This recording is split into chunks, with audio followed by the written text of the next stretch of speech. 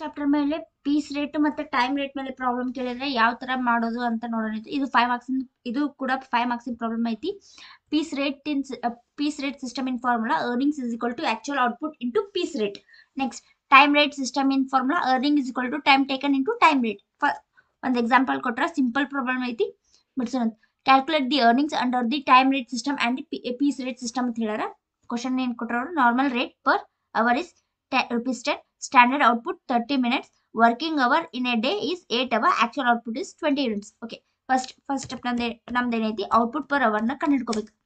Output per hour ಇದೇನಾದ್ರೂ standard production ಇದ್ರೆ ನಾವು ಡೈರೆಕ್ಟ್ ತಗೋತಿದ್ವಿ, ಬಟ್ ಔಟ್ಪುಟ್ ಐತಿ 30 ಮಿನಿಟ್ಸ್ ಐತಿ. ಸೊ ಮಿನಿಟ್ಸ್ ಕೊಟ್ಟಾರ, ನಮ್ಗೆ 1 ಅವರ್ಗೆ ಎಷ್ಟು ಮಿನಿಟ್ಸ್ ಮೊದಲು ಅದನ್ನ ತಗೋಬೇಕು. 60 ಮಿನಿಟ್ಸ್ ಡಿವೈಡ್ ಬೈ ಕ್ವಶನ್ ಕೊಟ್ಟಿರೋದು 30 ಮಿನಿಟ್ಸ್ ಮಾಡಿದ್ರೆ ಅಂದ್ರೆ ಎಷ್ಟು 1 ಅವರಿಗೆ ಅವ್ರು ಎಷ್ಟು ಪ್ರೊಡ್ಯೂಸ್ ಮಾಡ್ತಾರಂತ 30 ಡಿವೈಡ್ ಬೈ 60 ಡಿವೈಡ್ ಬೈ 30 ಮಾಡಿದ್ರೆ 2 ಯೂನಿಟ್ಸ್ ಅವ್ರು ಪ್ರೊಡ್ಯೂಸ್ ಮಾಡ್ತಾರಂತ. ಡಿವೈಡ್ ಮಾಡಿದ್ರೆ 2 ಯೂನಿಟ್ಸ್ ಬರುತ್ತೆ. ಇದು ಯೂನಿಟ್ಸ್ ದಾಗ ಹಚ್ಕೋರಿ. 1 ಅವರಿಗೆ ಅವರು 2 ಯೂನಿಟ್ಸ್ ನ ಪ್ರೊಡ್ಯೂಸ್ ಮಾಡ್ತಾರೆ. ನೆಕ್ಸ್ಟ್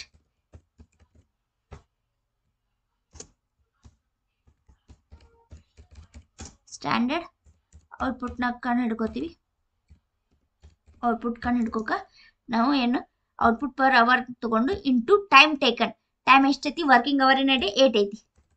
ಎರಡೂ ಇಂಟು ಮಾಡಿದ್ರೆ ನಮ್ಗೆ 16 ಯೂನಿಟ್ ಸಿಗುತ್ತೆ. ಇದು ಸ್ಟ್ಯಾಂಡರ್ಡ್ ಔಟ್ಪುಟ್ ಆಗುತ್ತೆ.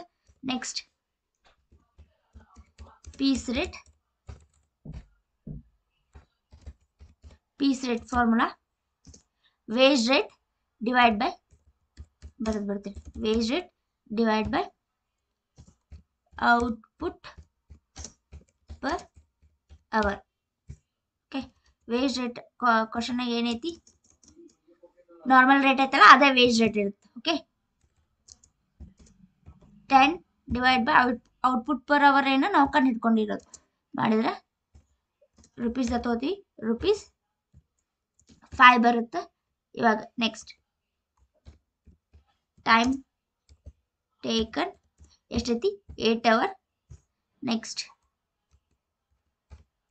ಟೈಮ್ ರೇಟ್ ನಾರ್ಮಲ್ ರೇಟ್ ಐತಲ್ಲ ಅದೇ ನಮ್ದು ಟೈಮ್ ರೇಟ್ ಆಗುತ್ತೆ. ಎಷ್ಟು 10.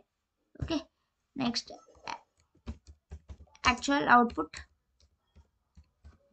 ಎಷ್ಟು ಕೊಟ್ರ 20 ಯೂನಿಟ್ಸ್ ಅಂತ ಕೊಟ್ರ. ಓಕೆ, ಇವಾಗ ಫಸ್ಟ್ ಪೀಸ್ ರೇಟ್ ಮೇಲೆ ಕಂಡು ಹಿಡ್ತೀವಲ್ಲ, ಪೀಸ್ ರೇಟ್ ಸಿಸ್ಟಮ್ ಇದರ formula earnings equal to actual output into piece rate. Okay,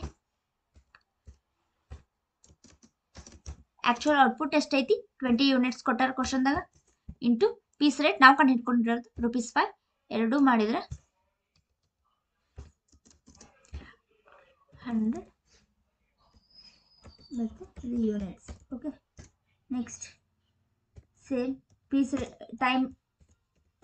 time rate ಕೇಳ. ಟೈಮ್ ರೇಟ್ ಸಿಸ್ಟಮ್ ಇಂದ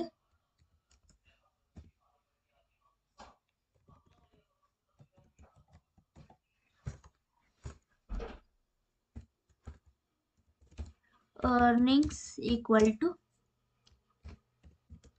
time taken into time rate. Okay, time 8 and rate is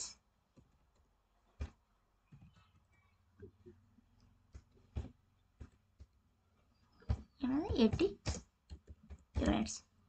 ಇದು ಇನ್ನೊಂದು method. Piece rate ಮತ್ತೆ time rate ಕೇಳಿದ್ರೆ ಈ ತರ ಮಾಡಬೇಕು.